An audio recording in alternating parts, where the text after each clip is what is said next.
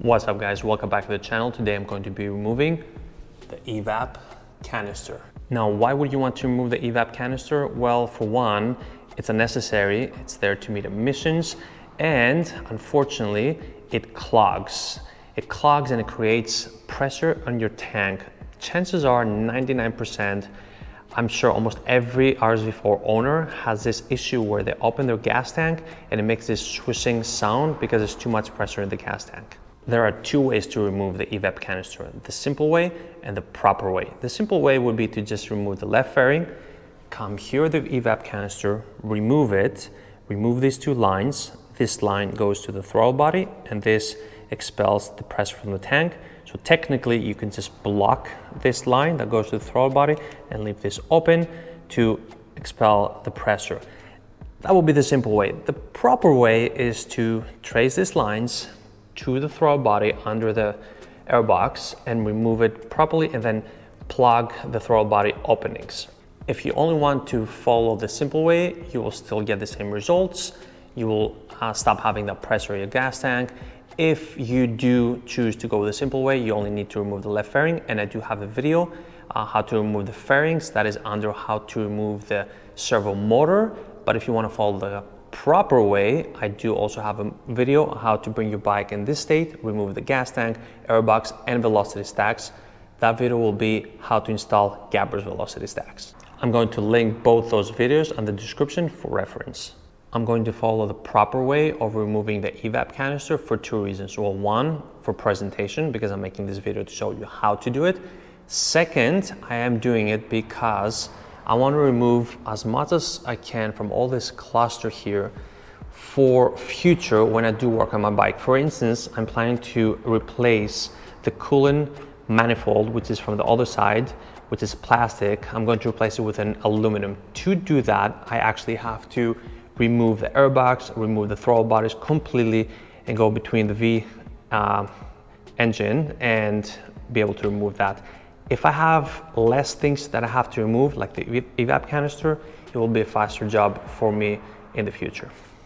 Yeah, we're starting with the simple way first, which is only to remove this. We're gonna start with a click R type plier to remove this one here. Just like that. Pull it out. That's out. This, I don't have this special pliers that's needed for that. It doesn't really matter because really if you put some pressure here and pull it out, this should be able to come off. There you go. That's off just like that. So the next step and last is that it has two zip ties over here, one here and one here that's holding it into place. All we need to do is cut the zip ties. One. And the second one, and there you go. Just like that. That was so fast to remove, and all you would have to do right now is plug this one that goes to the throttle body and leave this open to expel the pressure. And at the same time, you get another benefit, which is supposedly more airflow around the radiator. To continue with the proper way, you would have to pull these hoses up from here down to the throttle body and start removing them one by one. I'm gonna start with the thicker one, which goes to the throttle body right here. Trace it out from here and just pull it out.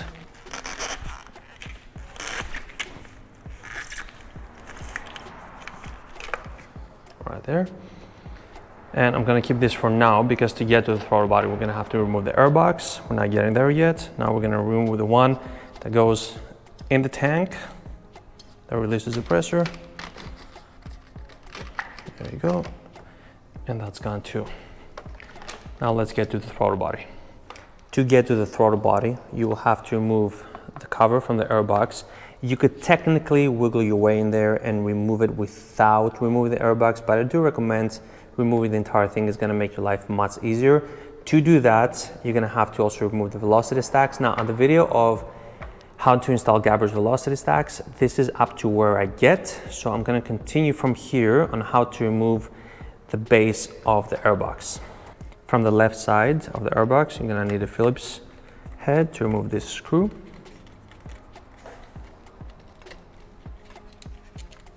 to go underneath here and remove this clamp right there.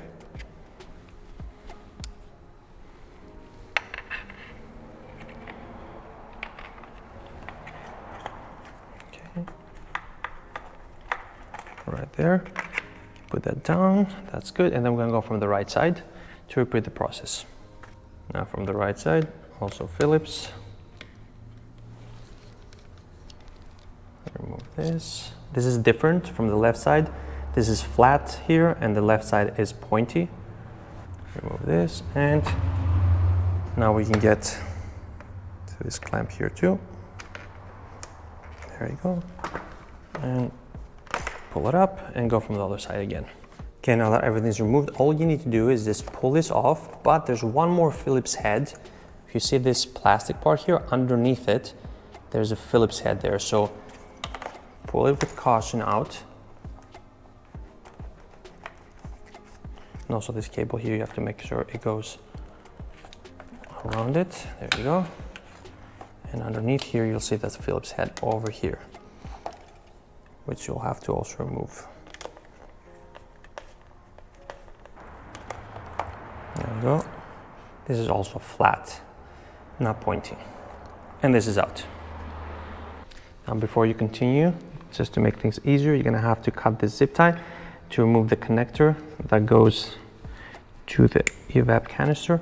Now, you cannot remove this if you don't have a tune. I have Gabbro's tune on it, so it disables the EVAP canister anyway, so whether I have a connector or not, it doesn't really matter. I'm just removing it for the purposes I mentioned before. But if you do not have a race map installed and you remove this, you will get a check engine light. Make sure you either have a tune on it or a bypass. I cannot find a bypass for this RSV4 specifically online. I know for my RSV4, I did have a bypass option. I don't know if that RS660 option works for this. I have not confirmed, but do not remove it if you don't have either option. And I'll just pull the safety clip over here and remove it up. Now, I'll have to check the video when I did the EVAP removal on my RS660 to see if this matches the connection of the RS660 and compare. Now that this is disconnected and this is all free, we can trace it, and you'll see too crowded with cables in here, but you'll see one is over here that goes to the throttle body. We're gonna have to remove this and then plug it, and then the other one is right there. Now with this space in there, it's very difficult to pull pliers in there and remove them, but I believe you won't have to put pliers in. All you would have to do is just pull it by hand right there and it should come off. There you go, that's one. And the second one there underneath the injector, just pull that too over here and it's good.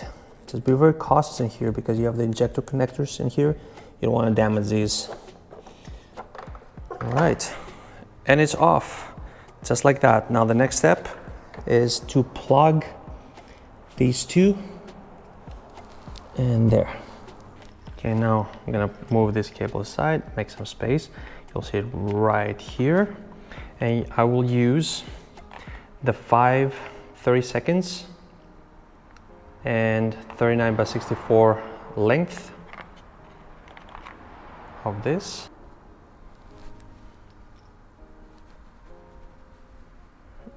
Right there, perfect. You don't need to use a clip above it. This really stays in place. You can't even pull it out. You would need to use pliers to pull this rubber out. So put it in place and you're good to go. Repeat the same thing for the other side and you're done. Now let's go see how much this weighs. Okay, the EVAP canister, and I also removed the plastic base. 600 grams total, which is about 1.3 something pounds. So there you have it, guys. EVAP canister removed. It was that simple. Now I'm not gonna put the bike together yet because I have to do some internal work. I need to remove the throttle body. I also want to replace the throttle body clamps with some racing clamps for quick chains, and I may also be checking valve clearance. I know I'm barely at 2,500 miles. I'm thinking about getting a reference point of where I am at 2,500 miles for when the time comes for the 12,000 mile valve check. I may or may not be doing that, but I have some work to do. After I complete that work, I'm gonna put the bike together and put a video of a complete walk around of all the parts and all the mods I've done on this bike. After that walk around video, I'm waiting for the STM dry clad so bad. Until then though, make sure you hit the like button, hit the subscribe button, and I'll see you in the next one.